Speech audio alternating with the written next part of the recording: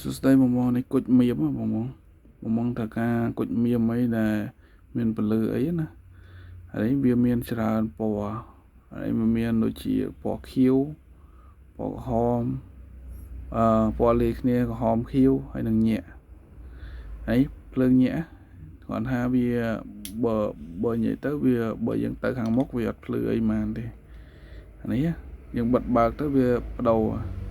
តែគាត់ថាវាអត់ភ្លឺទេតែបើយើងចង់ភ្លឺយើងវាមាន3ខ្សែយើងដាក់ពណ៌ក្រហមនេះហើយភ្លឺចាំងល្អអានេះវាមានដូរនេះបងអាចឃើញវាភ្លឺដែរណាវាមានលឿង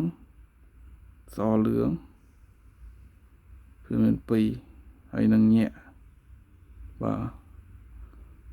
ហើយយ៉ាងគុជនេះវា7លាចឹងវាមានចឹងនេះលឿង